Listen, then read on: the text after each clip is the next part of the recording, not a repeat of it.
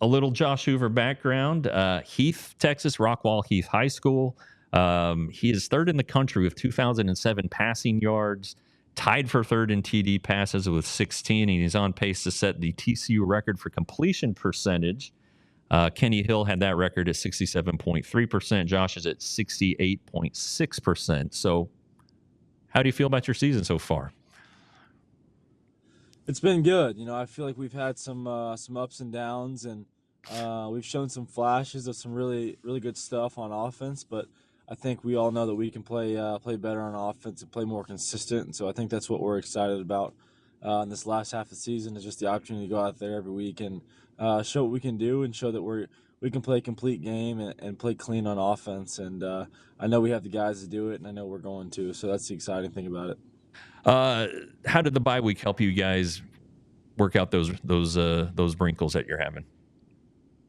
Yeah, it was great. We got to kind of look back and take a second, kind of look at see what we could do better, and just kind of gave guys an opportunity to get healthy, and it really came at a good time after last week and the loss to Houston, and so I think it was good for us just to be able to go back to the basics and the foundation of our offense and what we do, and just kind of go over some of the things that we were missing out on, some of the details that you kind of skip over sometimes. So I think that was good for us to kind of get a little reset, going into this Utah game.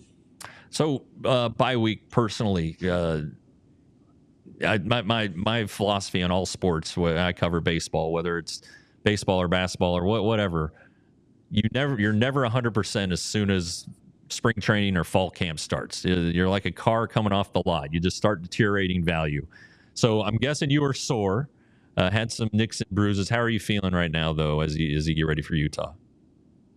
Yeah, I feel the best I've felt, like since before fall camp. So just like you were saying, everybody feels the same way, and I know it's good for me to be able to take some time to heal up a little bit and just some nagging stuff, all of us have been dealing with, and so I feel really healthy, feel ready to go, and couldn't be more excited about finishing up the last half of the season, the back half of our schedule, and this Utah game on Saturday. I think we're all excited, feeling good. What do you see when you look at Utah's defense? Yeah, they're really talented. They have a lot of really good players. Their front's impressive. They're physical. They're big and strong. And they play hard, and obviously they're a disciplined team. They've been a really successful team over the last couple of years, and for a long time. So they're an impressive team. The way they play is they're just physical, and they do their job, and they tackle well and run to the ball. So they're a really good defense, and we feel like we do some good things on offense too, and we're excited about that matchup and that opportunity that we have to go out there and have some fun and kind of do what we do on offense. Seems like the ground game, starting with the Kansas game, even against Houston, has kind of found some footing. What do you like about Cam Cook and Jeremy Payne, who talked to the media on Tuesday? What do you like about those two guys? Yeah, the good thing about those two guys is they can do everything. They can pass protect, they can run the ball between the tackles, run it outside, beat you with speed. They're both really quick guys, and then they can also catch the ball at the backfield. And so when you have running backs that can do all of those things, it makes it so much easier on you as a quarterback, just to operate on offense. So I'm really proud of those guys, the way they've kind of developed over the last couple weeks, and I think we're gonna, really make strides in just our overall offensive efficiency. Running the ball, throwing the ball, being balanced, and just being successful on offense. It takes everybody to be successful, and I think those guys have really developed. And looking forward to watch their production over these next couple games. I mean, it makes your life easier if you're able to run the ball. You're not throwing it 50 times a game, and the defense knows that you're throwing it 50 times a game. It's going to make your life a little bit easier, right? Yeah, you just the more balanced you can be, and the more you can keep people kind of on their toes, the better off it is for everybody. So which I'm surely not afraid of it.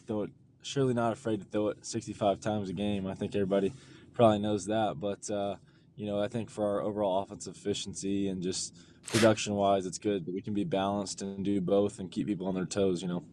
Easier for Coach Browse to call plays too. Coach Dykes Tuesday when he was talked about the turnovers, and you talked about it after the game against Houston. How do you practice not committing turnovers? What drills are there, or is it just something that requires more film work than anything else? Yeah, I think there's been a couple of them that, maybe just been, made some decisions and times we're down and just trying to do too much sometimes. And I think that, I've learned from those mistakes. And then we've had a couple, just we've got to get on the same page and kind of know what we're doing on offense as a group. And then me just being better off and taking easy stuff sometimes. But I think that, at quarterback, you have to be able to be disciplined. And I think I've made those strides. And we've kind of seen some different stuff over the last couple weeks, and just as you play more and more, you just see more looks, and I think you just have to be willing to trust your eyes and trust in your preparation and expect good things to happen. I think sometimes you can get caught up thinking about the negatives all the time and forget about some of the positives, and it's funny how that works. Sometimes you kind of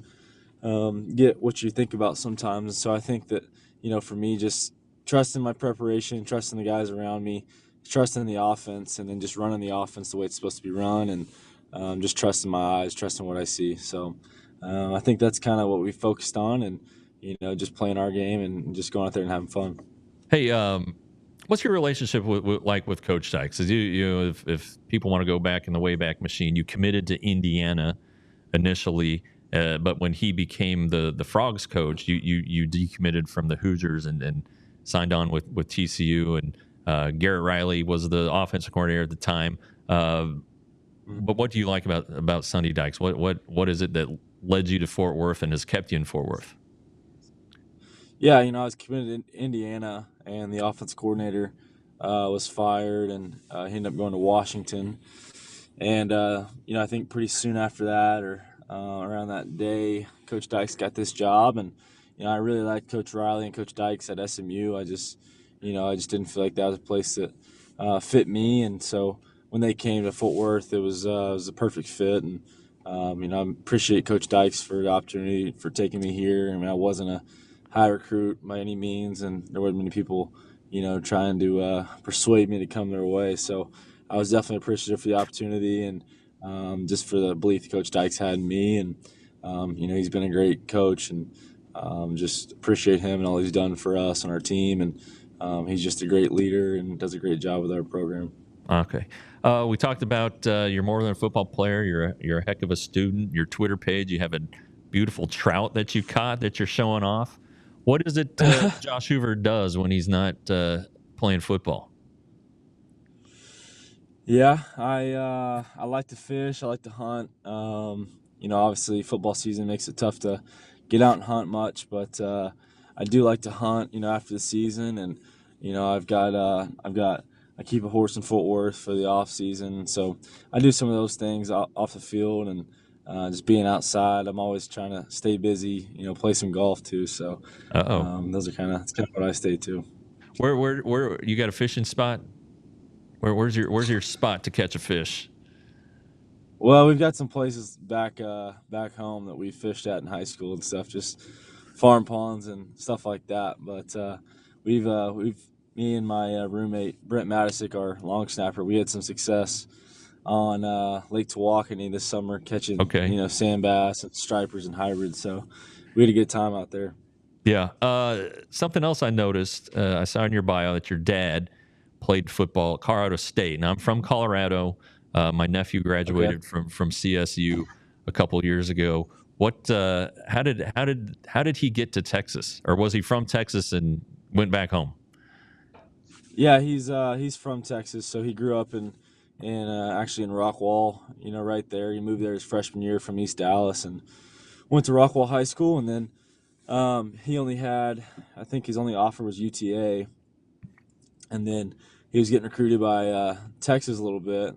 They weren't, obviously he wasn't their first choice, but the linebackers coach Leon Fuller ended up taking the job at Colorado State, and Yeah. so when he did, he offered my dad and that was kind of the place he decided to go. He only had 2 offers. I think it was UTA and Colorado State, and UTA ended up dropping their program about 2 years after Right. that. So I think it worked out. He went to CSU, and I know he definitely enjoyed his time up there and loved Fort Collins, and met a lot of great guys that I know today. And so I think I grew up watching the Rams, and I've actually got recruited a little bit by Coach Norvell and them when they went there, but ended up, had to stay in Fort Worth at TCU. That wasn't a hard decision. Did you catch that trout up there?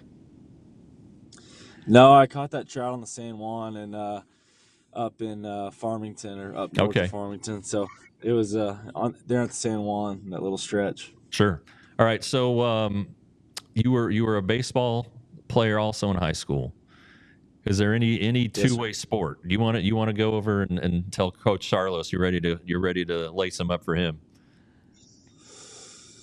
Yeah, I don't know if he wants that. Maybe I think that might be a one-way street. So, but yeah, no, I appreciate. I love baseball, and I spent so much time doing it. I mean, way more time probably playing baseball and working on baseball stuff than I ever have with football. So that's a sport that requires a lot of time and effort and grind, and not the football doesn't, but it's just a different kind of grind, daily grind that it really prepared me for my football career, I think, and helped me just develop that work ethic to just do the same things over and over and not getting bored with the basic fundamentals of what you have to do to be successful. So baseball was great for me.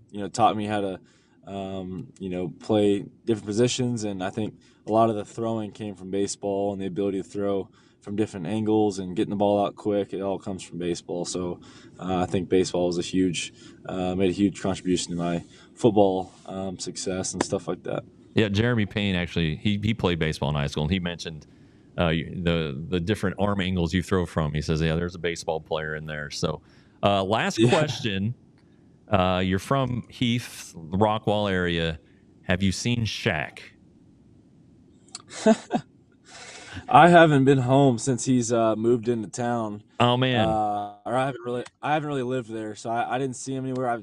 Some of my friends have sent videos and taken pictures on social media and stuff. He actually moved into a neighborhood of where one of my best friends growing up lives. So I think he lives a few houses down. So I know he's definitely around town, and people have seen him, but I'm sure he's still traveling the world. Pretty busy guy. So I'm sure I'll see him at some point. He is probably not hard to find. Yeah, hard. He is hard to miss. All right, Josh. Appreciate the time. Continued success as a TCU graduate. I feel safe in saying go out and beat Utah. All right. Yes, sir. I appreciate you. Thanks for having me on. We